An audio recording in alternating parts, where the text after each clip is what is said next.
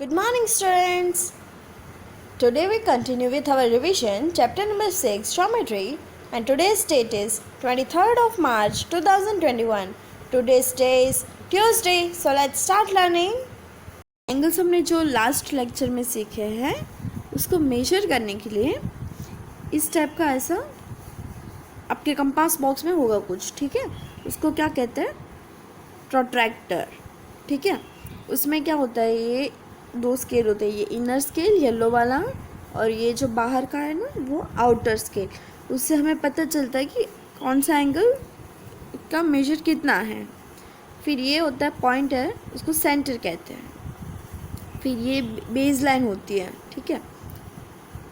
देखो, to measure any angle we use protractor, ठीक है। हम कोई भी अगर हम उसको यूज़ करते हैं इंस्ट्रूमेंट तो उसे क्या कहते हैं? प्रोट्रैक्टर, ठीक है। The semi circle edge is marked with 0 to 180 degree clockwise as well as anti-clockwise. Degree is the unit of measuring angles. कोई भी एंगल हम मेजर करते हैं तो उसका यूनिट कुछ तो होता है, तो इसका क्या है? डिग्री, ठीक है। अगर हम कोई भी कपड़ा या कुछ भी मेजर करते हैं तो उसका कैसे यूनिट सेंटीमीटर होता है, मीटर होता है ना। तो कोई भी एंगल लिखते हो तो उसके साथ उसका यूनिट होना चाहिए degree. This are the first step. Step wise ये एक फिगर है, ठीक है। इसको आपको मेजर करना है, तो आप कैसे मेजर करोगे? ये कौन सा फिगर है?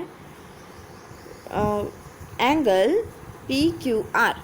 अब तीन तरीके से लिख सकते हैं, आर क्यू पी भी लिख सकते हैं या तो फिर सिर्फ एंगल क्यू भी लिख सकते हो, ठीक है। ये ऐसा आपको अगर फिगर दिया हुआ है तो आप क्या करोगे? Step 1, place the base line of the protractor on the arm P Q of the angle.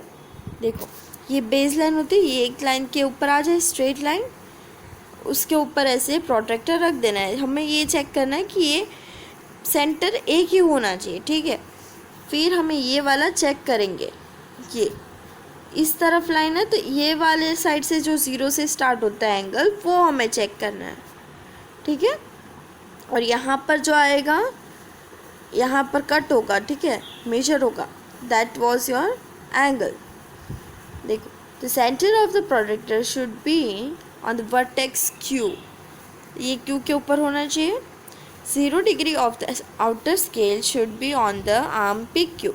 फिर ये जो आर्म है वो पी क्यू के ऊपर होना चाहिए। फिर ये पी क्यू जहाँ भी क्रॉस करेगा, यहाँ पर 45 है, तो ये कौन सा एंगल होगा? P Q R 45। हमें जो भी एग्जैक्टली एंगल लिखना है जिसके बारे में, वो बीच में होना चाहिए, P Q R.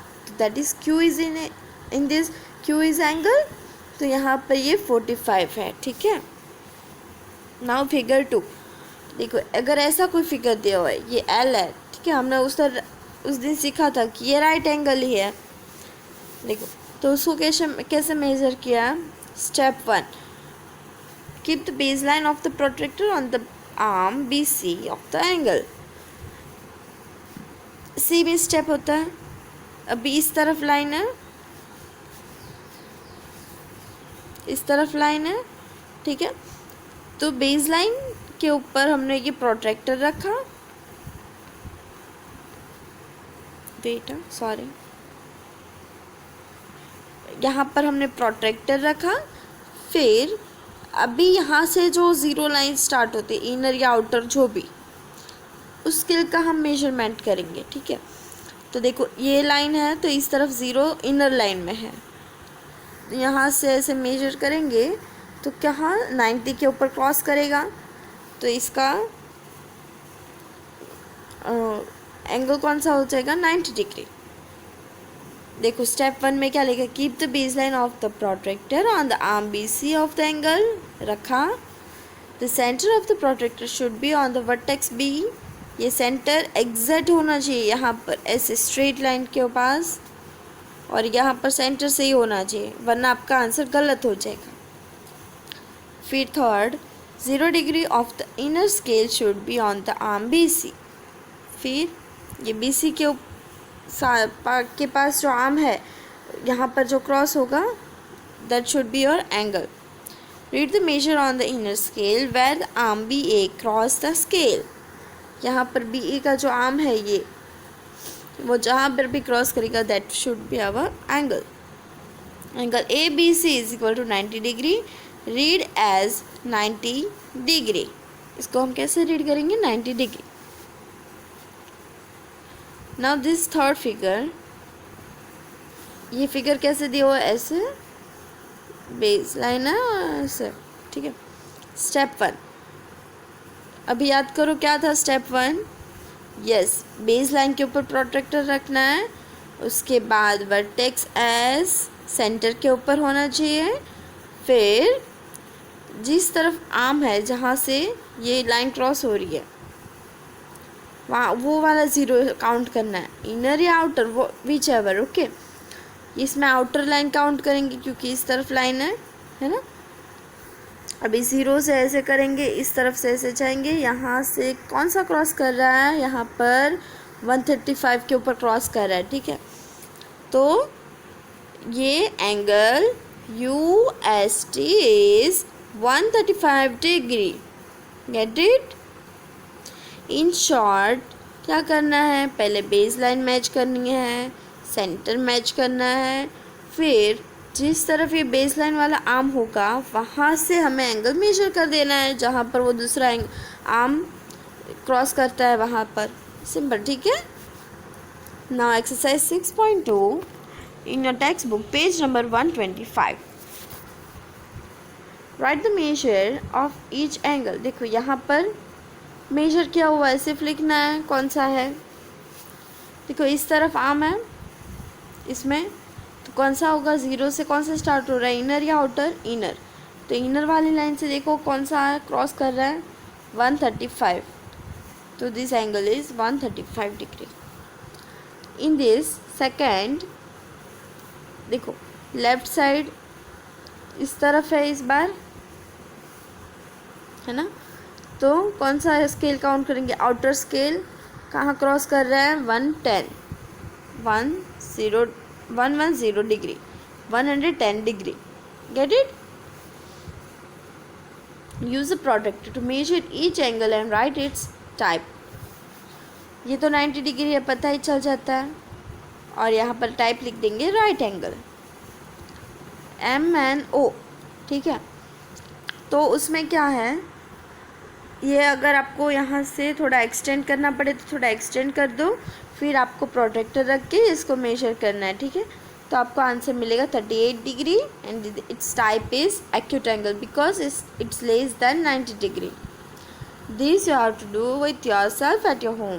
This homework. Okay, now this see estimate and then measure each angle with a protractor. Also write its type. Name the angle, estimated measure, actual measure, type of angle. ये लिखना है, ठीक है. First के लिए DEF angle, angle DEF लिखा. अभी इसका एस्टिमेटेड क्या होगा? 90 डिग्री होगा क्योंकि ऐसे ही है तो हमें पता चल जाता है. तो ये 90 डिग्री और यहाँ पर राइट एंगल. अभी ये देखो PQR, एंगल PQR है. ये इतना हमें एस्टिमेट ऐसे पता चलेगा. देखो ये इतना होता तो ये राइट एंगल हो जाता, ऐसे होता तो, है ना. तो ये थोड़ा राइट एंगल से ज़्यादा है. तो एस्टिमेटेड हम कितना लगा सकते हैं? यहाँ पर 100, 110, 120, 130. तो एस्टिमेटेड हम इतना लिख सकते हैं कि 130 एंगल का होगा. अगर हम एक्चुअल में इसको प्रोट्रैक्टर से मेजर करने जाए तो ये 135 डिग्री का होगा. आपको एक्यूट मेजरमेंट में प्रोट्रैक्टर से करना है. तो this is obtuse angle. 90 degree से ज़्यादा है इसलिए ये ऑब्ट्यूज एंगल है.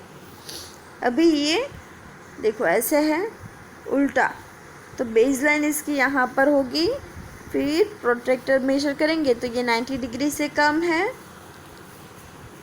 कौन सा एंगल है? KLM, ये थर्ड वन. हाँ, फिर देखो इसको हम मेजर करेंगे अप्रॉक्स, तो ये कितना हो जाएगा? 90 डिग्री से कम है, आधा. तो 40 डिग्री हम अप्रॉक्स ऐसे कर सकते हैं. हाँ, 40 डिग्री हो जाएगा.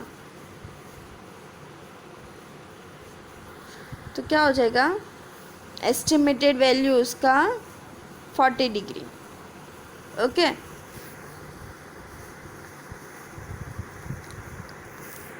फिर हम अगर इसको प्रोट्रैक्टर से मेजर करेंगे कि तो क्या कितना होगा, 38 डिग्री। हमें सिर्फ इसमें एस्टिमेटेड और एक्चुअल में जो है वो सिर्फ लिखना है, ठीक है। And this is acute angle because it's less than 90 degree. I hope you get it, children. Thank you.